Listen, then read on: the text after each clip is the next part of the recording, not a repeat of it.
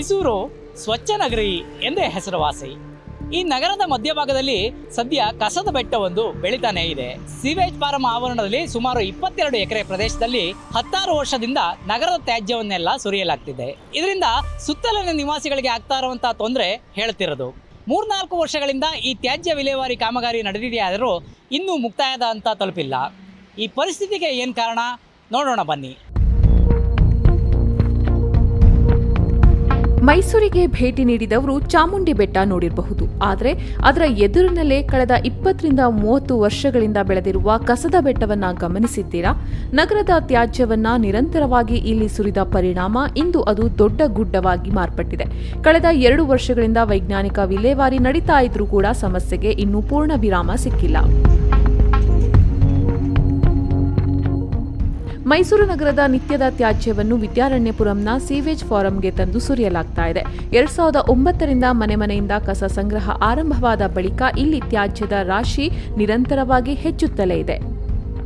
Highway ಇದು, ಬಸ್ಸಲ್ಲಿ ಹೋಗೋರು ಕಾರವ್ರಿಗೆಲ್ಲ ವಾಸನೆ, ಏರ್ಪೋರ್ಟ್ ರೋಡ್ ಬೇರೆ ವಾಸನೆ ಸಿಕ್ಕಾಬಿಟ್ಟೆ. ಮಳೆ ಬೀಳ್ತು ಅಂತಂದ್ರೆ ಕುತ್ಕೊಳ್ಳೋಕೆ ಆಗಲ್ಲ. ಇಲ್ಲಿ ಮತ್ತೆ ಸೊಳ್ಳೆಗಳು ಜಾಸ್ತಿ ಆಗ್ಬಿಡ್ತದೆ ಮಳೆ ಬಿತ್ತು. ನೊಣಗಳಂತೂ ಸಿಕ್ಕಾಬಿಟ್ಟೆ. ಮಳೆ ಬಿತ್ತು ಅಂತಂದ್ರೆ ಸಿಕ್ಕಾಬಿಟ್ಟೆ ಮೊಟ್ಲು ತಗೋಗೆಲ್ಲ ಒಂದು. ಒಮ್ಮೆ ನಗರದ ಹೊರವಲಯದಲ್ಲಿದ್ದ ಈ ಫಾರಂ ಈಗ ವಸತಿ ಪ್ರದೇಶಗಳ ಮಧ್ಯದಲ್ಲಿದೆ. ಸುತ್ತಮುತ್ತ ಬಡಾವಣೆಗಳು, ಅಪಾರ್ಟ್ಮೆಂಟ್ಗಳು ನಿರ್ಮಾಣವಾಗಿದ್ದು ದುರ್ವಾಸನೆ, ಹೊಗೆ ಹಾಗೂ ನೆಲ ಜಲ ಮಾಲಿನ್ಯದಿಂದ ನಿವಾಸಿಗಳು ಆರೋಗ್ಯ ಸಮಸ್ಯೆಗಳನ್ನು ಎದುರಿಸುತ್ತಿದ್ದಾರೆ. ಜ್ವರ, ಕೆಮ್ಮು, ಉಸಿರಾಟದ ತೊಂದರೆ ಸಾಮಾನ್ಯವಾಗಿದ್ದು ಅಂತರ್ಜಲವು ಬಳಕೆಗೆ ಯೋಗ್ಯವಾಗಿಲ್ಲ ಅಂತ ಸ್ಥಳೀಯರು ಹೇಳ್ತಾರೆ. ಪ್ಲೇಸು ಸಹ ತುಂಬ ಮಾಲಿನ್ಯ ಆಗ್ತಾ ಇದೆ. ನಮ್ಮ ಈ ಸೊರಂಡಿಗೆ ಬಂದು ಒಂದು 15-20 ಮನೆಗಳಿದ್ದಾವೆ. ಆ ಮನೆಗಳಿಗೆ ಪ್ರತಿಯೊಬ್ಬರಿಗೂ ಒಂದೊಂದು ಸಮಸ್ಯೆಗಳಿಗೆ ಕಾಡ್ತಾ ಇದೆ. ಇದ್ರ ಬಗ್ಗೆ ಸ್ವಲ್ಪ ಎಚ್ಚೆತ್ಕೊಂಡು ಸ್ವಲ್ಪ ರಿಕವರಿ ಮಾಡಿ ಕೆಲಸ ಮಾಡಿ. ನೀವು ಈ ಸಮಸ್ಯೆ ಏನಾಗ್ತಾಯಿದೆ, ಇಲ್ಲಿ ಏನಾಗ್ತಾಯಿದೆ ಏನು ಅಂತ ಸ್ವಲ್ಪ ತಿಳಿಸಿ ಜನಕ್ಕೆ ಸ್ವಲ್ಪ ಜಾಗೃತಿ ಮೂಡಿಸ್ಬೇಕನ್ನೋದೇ ನಮ್ಮ ವಿನಂತಿ. ಇಲ್ಲಿ ಸುಮಾರು 6 ಲಕ್ಷ ಟನ್ ತ್ಯಾಜ್ಯ ಸಂಗ್ರಹವಾಗಿತ್ತು. ಅದರ ವೈಜ್ಞಾನಿಕ ವಿಲೇವಾರಿಗೆ 2022ರಲ್ಲಿ ಟೆಂಡರ್ ಕರೆಯಲಾಗಿದ್ದು 2024ರಿಂದ ಕಾಮಗಾರಿ ಆರಂಭವಾಗಿದೆ. ಈವರೆಗೆ ಸುಮಾರು 4.95 ಲಕ್ಷ ಟನ್ ಕಸ ವಿಲೇವಾರಿ ಆಗಿದೆ.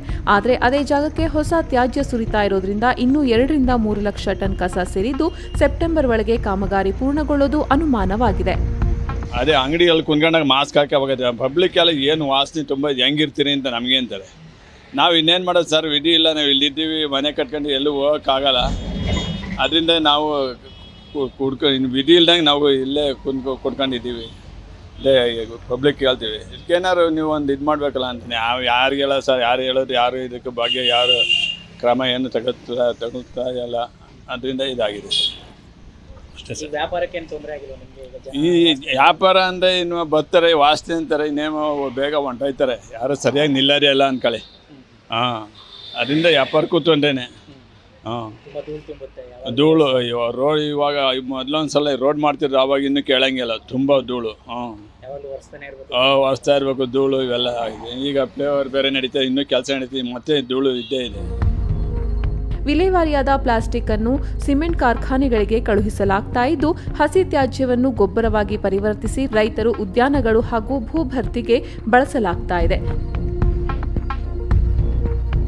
20-30 ವರ್ಷಗಳಿಂದ ಈ ಸಮಸ್ಯೆ ಅನುಭವಿಸ್ತಾ ಇದ್ದೇವೆ. ತ್ಯಾಜ್ಯವನ್ನು ಶೀಘ್ರ ವಿಲೇವಾರಿ ಮಾಡಿ ಮತ್ತೆ ಇಲ್ಲಿ ಕಸ ಸುರಿಯದಂತೆ ಕ್ರಮ ಕೈಗೊಳ್ಳಬೇಕು. ಘಟಕವನ್ನ ವೈಜ್ಞಾನಿಕವಾಗಿ ಪುನರ್ ನಿರ್ಮಿಸಬೇಕು ಅಥವಾ ನಗರ ಹೊರವಲಯಕ್ಕೆ ಸ್ಥಳಾಂತರಿಸಬೇಕು ಅಂತ ಸ್ಥಳೀಯರು ಒತ್ತಾಯಿಸಿದ್ದಾರೆ.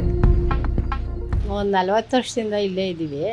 ನಮ್ಗೆ ಯಾವ ಸೌಕರ್ಯ ಸೌಲಭ್ಯ ಏನೂ ಇಲ್ಲ. ಎಲ್ಲ ಕಸ ಇದು ಎಲ್ಲ ಇಲ್ಲಿ ತುಂಬ ಸೊಳ್ಳೆ ಜಾಸ್ತಿ ಇದೆ. ಅಲ್ಲಿ ಬಂದು ಯಾರು ಕಾರ್ಪೊರೇಷನಿಂದ ಆಗಲಿ ಯಾರು ಬಂದು ನಮ್ಮನಿಗೆ ಏನು ಎತ್ತ ಅಂತ ಏನು ಕೇಳ್ತಾ ಇಲ್ಲ. ಆದಷ್ಟು ನೀವು ಬನ್ನಿ. ಇಲ್ಲಿ ಒಂದು ದಿವಸ ತಪ್ಪೋದು, ಒಂದು ದಿವಸ ಮಕ್ಕಳು ಮರಿ ಎಲ್ಲ ಇದ್ದಾರೆ. ಅವಕ್ಕೆ ಒಂದು ದಿವಸ ತಪ್ಪಿದ್ರೆ ಒಂದು ದಿವಸ ಹುಷಾರಿರಲ್ಲ.